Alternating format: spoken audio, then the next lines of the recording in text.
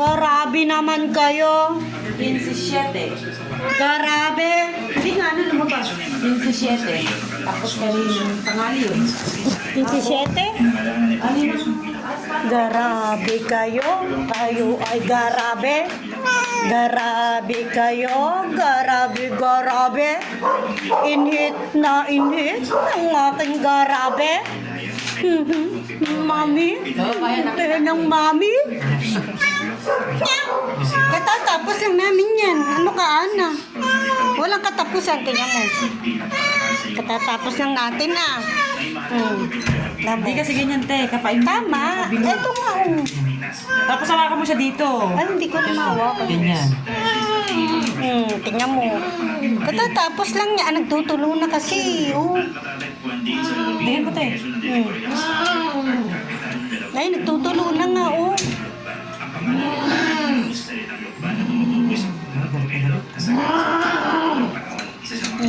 Kay nanak, ayun, oh. Kanina pa kami. Global Church. Sa Lukban Church. Pinakamagandang simbahan niya. Dala mo, lumag-lumag. Uy, iba naman, no? Ha? Iba naman. Oo, pero talaga. Yeah! Sperm na yan eh. Bakit kinaamin ng ano ni Kali? Sperm? Ba't sa mami ni Kali? Hindi naman ganon. Bakit naman tsumay naman yan? Ma, dito tayo mamasyal ng Lukban Church. Bukas, gumayak ka. Taga mo maligo. Kailangan alas 5 ligo ka na, ha? At anong biyahe dyan?